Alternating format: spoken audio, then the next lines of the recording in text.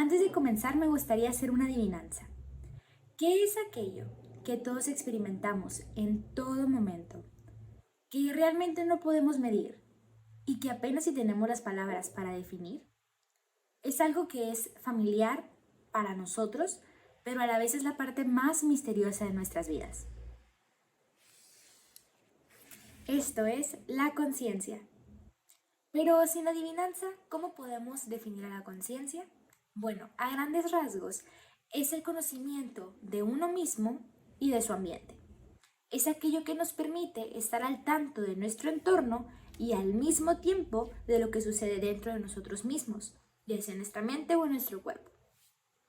Es la manera en la que nosotros experimentamos lo que nuestro cerebro está procesando. Y en realidad es esto, es lo que estás experimentando en este momento, el cómo me estás escuchando y estás pensando en lo maravillosa que es la conciencia y al mismo tiempo puedes estar pensando en qué vas a comer al rato.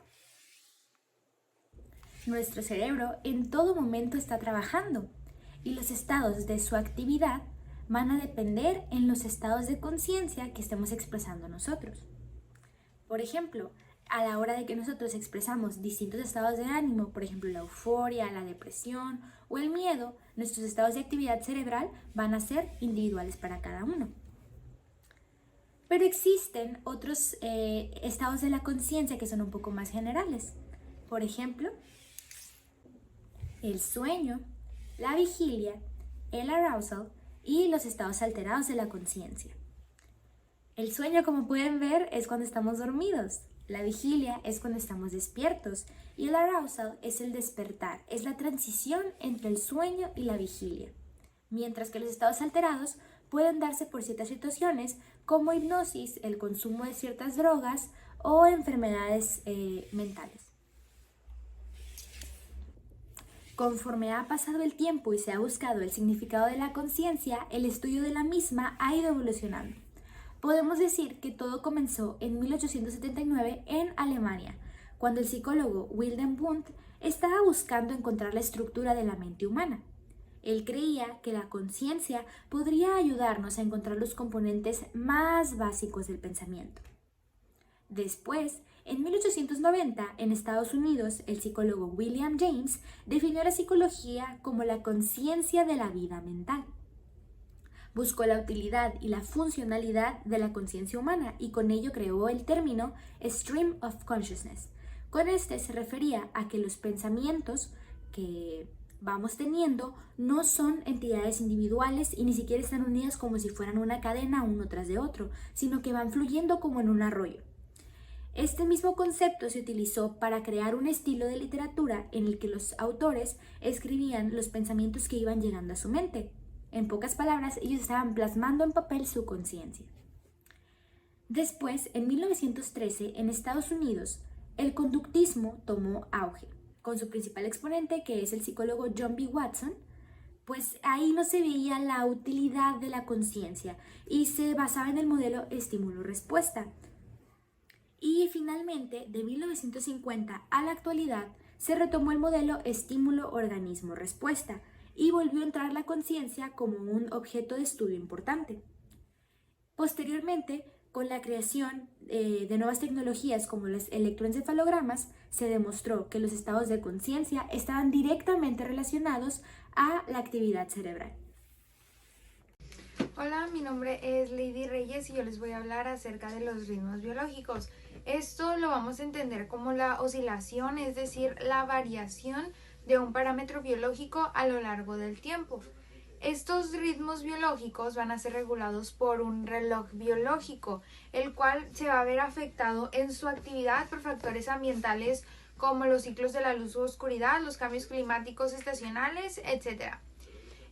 Y estos relojes biológicos los vamos a encontrar en una región del cerebro llamado hipotálamo, además de que casi todos los tejidos y órganos contienen relojes biológicos.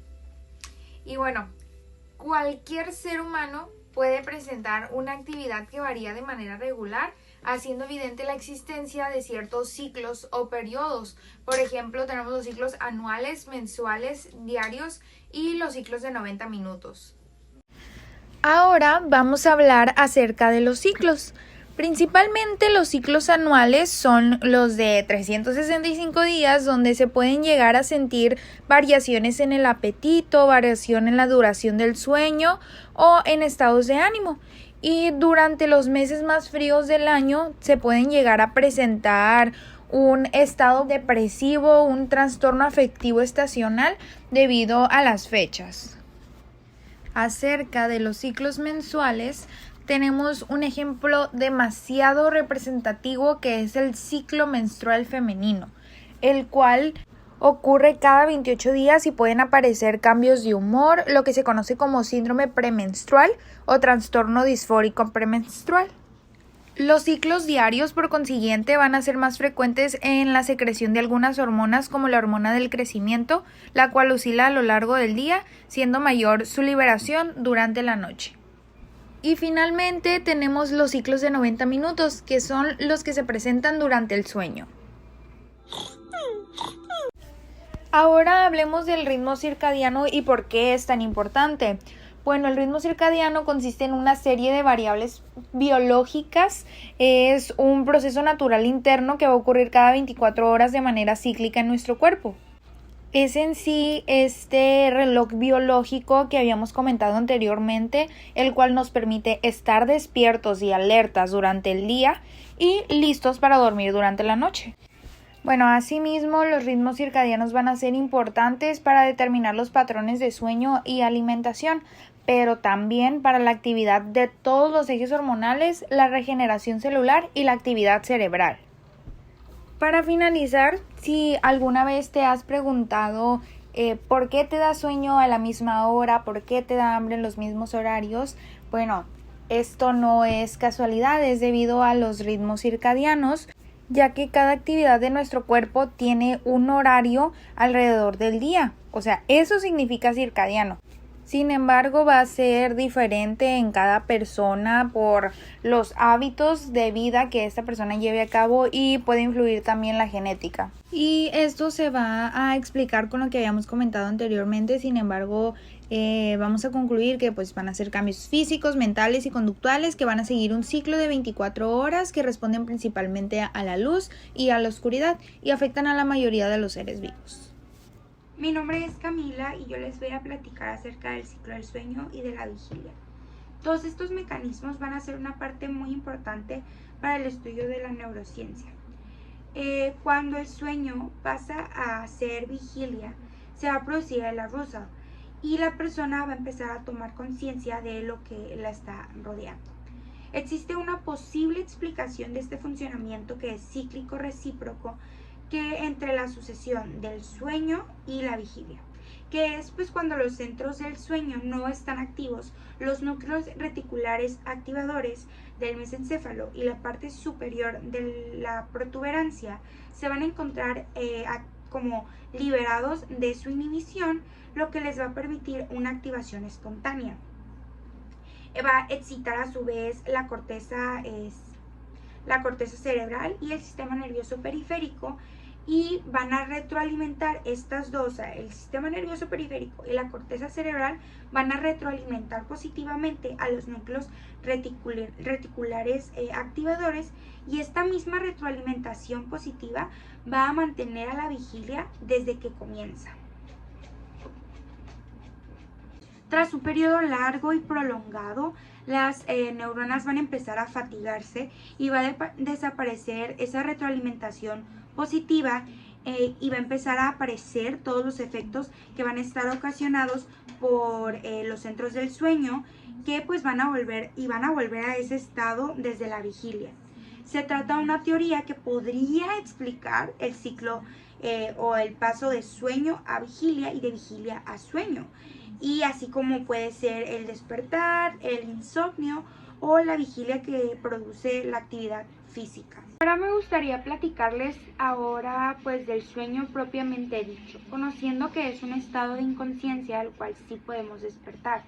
De hecho, pues podemos despertar por medio de estímulos sensitivos o de otro tipo. No hay que confundir al sueño del coma, ya que el coma es un estado de inconsciencia al cual no podemos despertar. Casi todo el mundo normalmente sueña despierto en cualquier momento y en cualquier lugar. El psicólogo clínico Jerome Singer, tras realizar entrevistas, encuestas a cientos de adultos, pues afirmó esta teoría. Quienes pasan más tiempo, según o confirmado, soñando despiertos son los adolescentes, pues confirmando y pues admitiendo tener fantasías sexuales y poder diferenciar entre hombres y mujeres.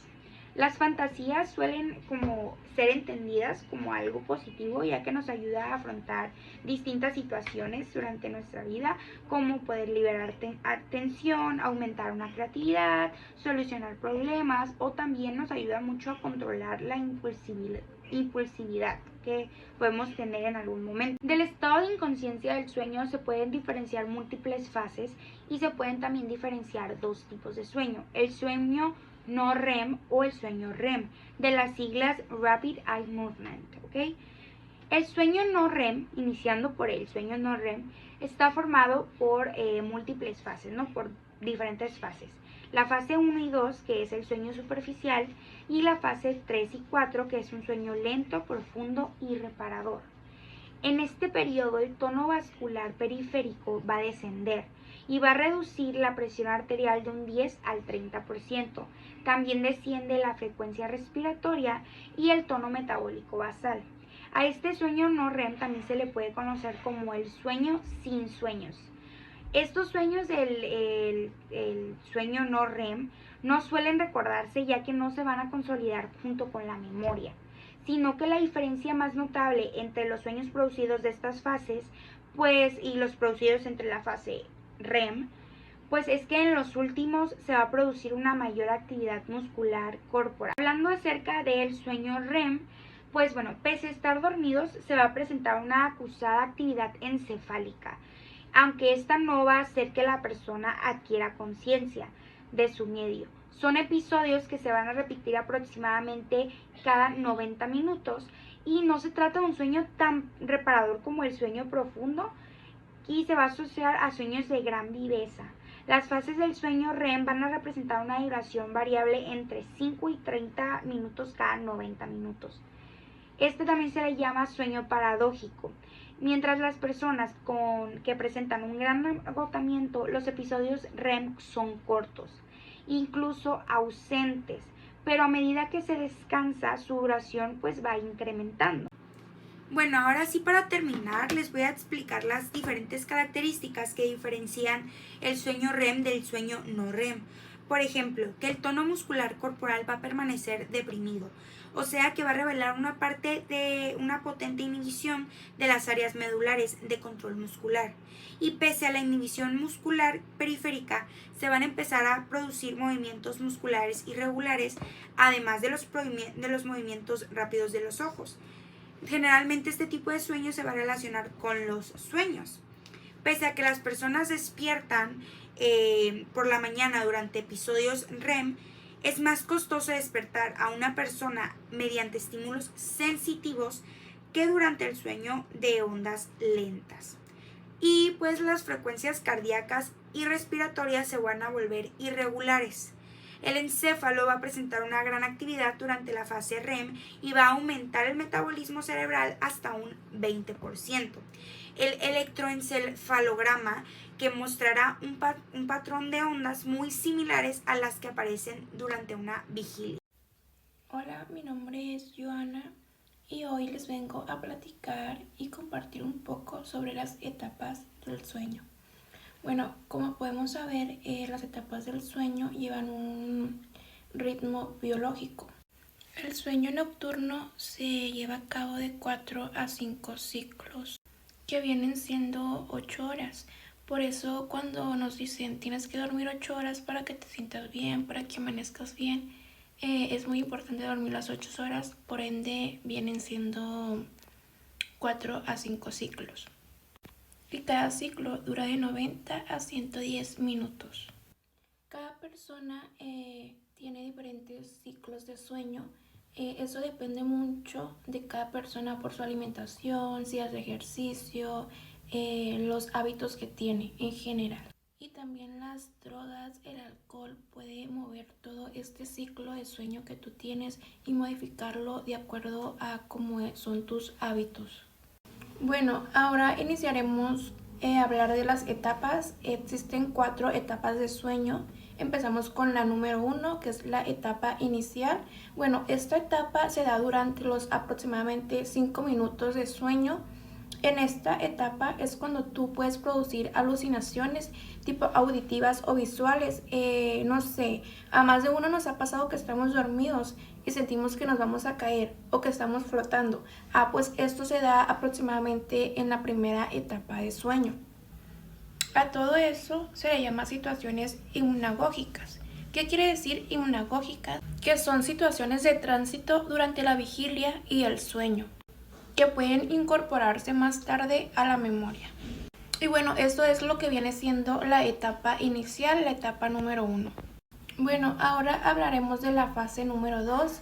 Esta fase número 2 se da aproximadamente durante 20 minutos. Es cuando entramos ya en un modo de relajación cuando estamos durmiendo. En esa etapa, ya que estamos dormidos, te puedes despertar muy fácilmente. Y también hay ocasiones en las que puedes hablar dormido durante esta etapa número 2.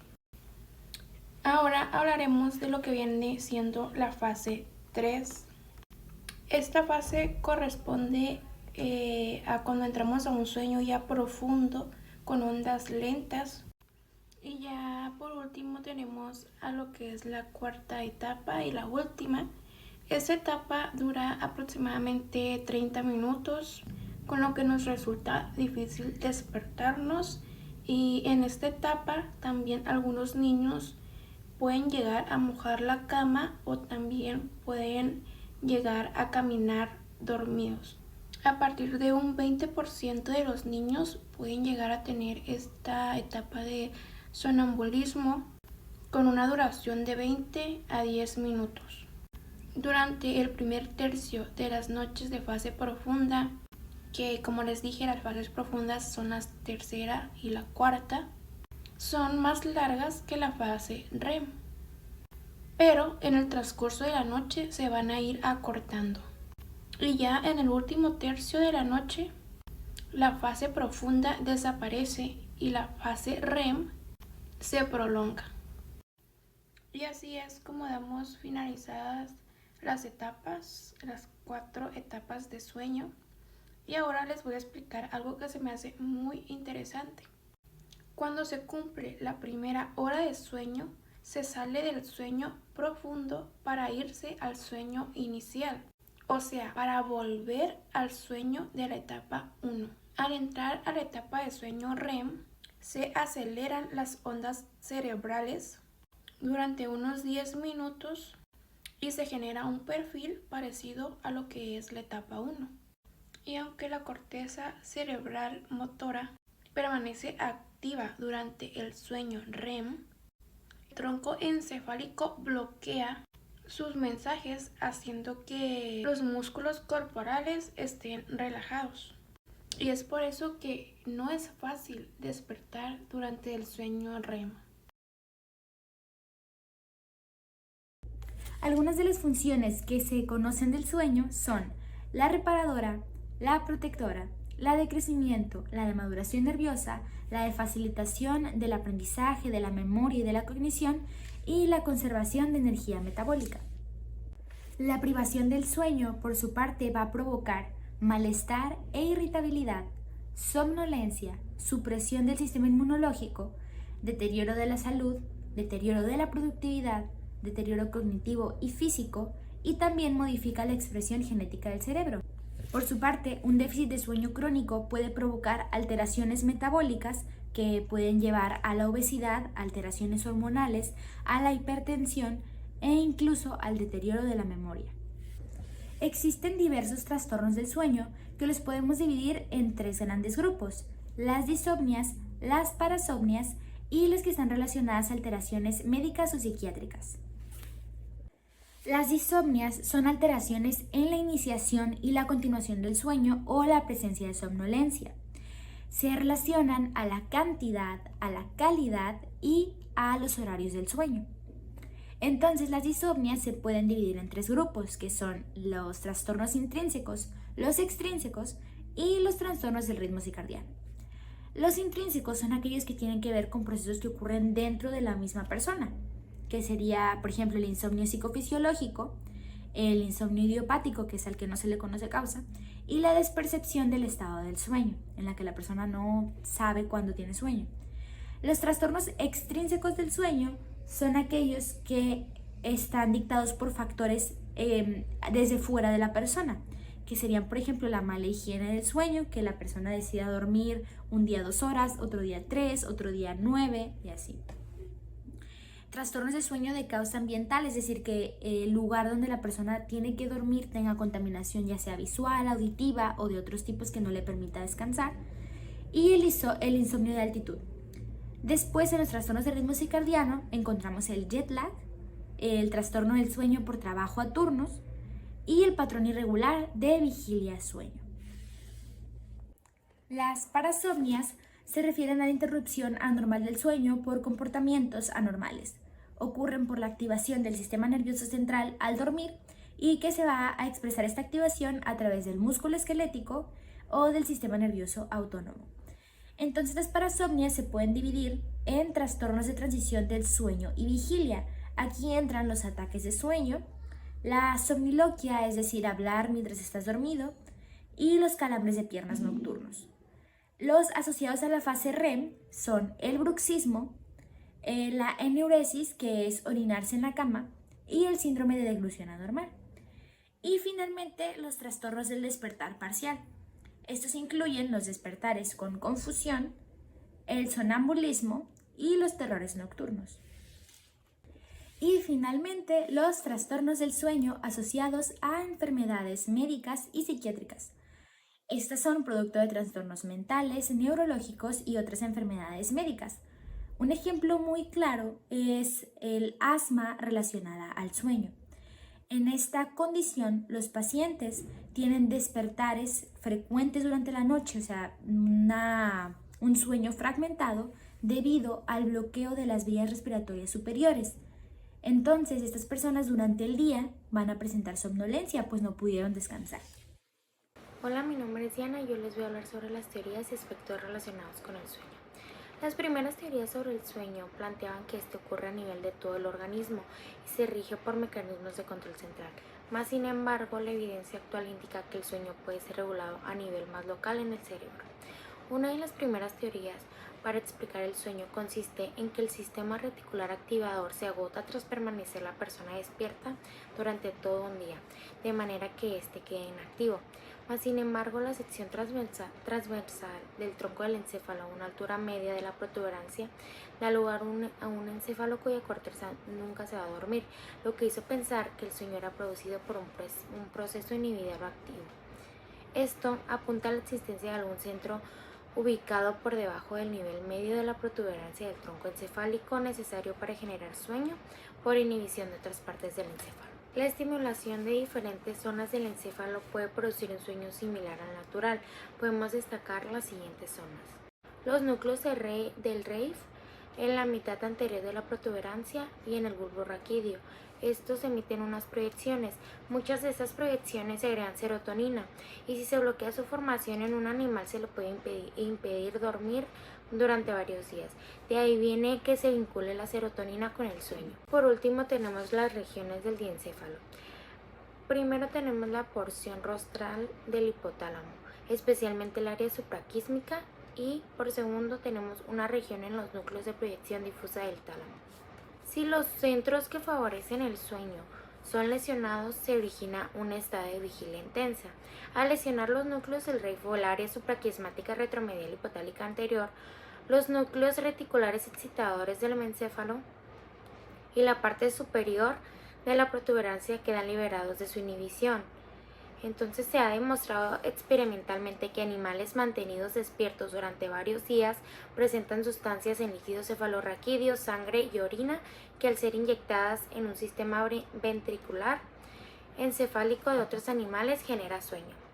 Un compuesto de bajo peso molecular cuya acumulación ha sido identificada, un líquido cefalorraquídeo, y orina es el péptido de Muramilo, que ésta se inyecta una escasa cantidad de péptido en el tercer ventrículo.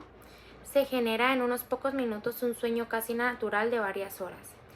Hay unos efectos similares que son producidos por un nonapéptido aislado de la sangre de animales dormidos. También es muy probable que la vigilia provoque la acumulación de factores hipnóticos en el tronco encefálico y el líquido cefalorraquídeo que produzcan sueño.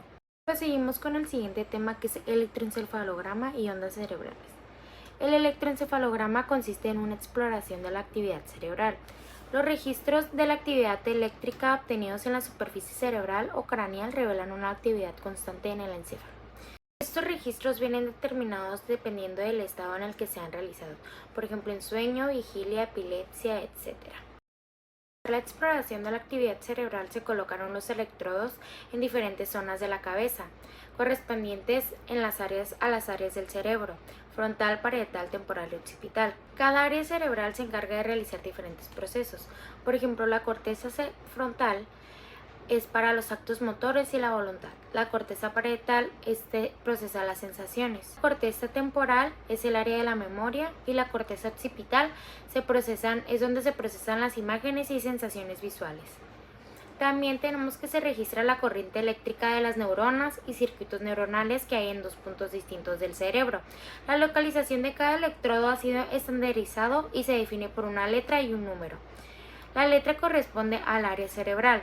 Por ejemplo, PG es la ocular, FP es la frontopolar, la O la occipital, la C la central, la A la auricular, la T la temporal, la F frontal y la P parietal. El número sigue dos reglas. La primera es que los impares corresponden al hemisferio izquierdo y los pares al hemisferio derecho. Y la segunda regla es que se enumeran las áreas cerebrales. Las frecuencias del electroencefalograma se dividen en 4 grupos: delta, teta, alfa y beta. El delta es que sus ondas son lentas y es de 1 a 3 ondas cada segundo. Estas se pueden observar en el sueño profundo, en la lactancia y en algunas alteraciones orgánicas del cerebro. El grupo teta son de 4 a 7 ondas por segundo, se observan en la región temporal y parietal de niños. Estas se suelen ver en los trastornos nerviosos y estadios iniciales de determinados estados degenerativos cerebrales. Luego tenemos el beta, que es por encima de 12 ondas por segundo, llegando a 80.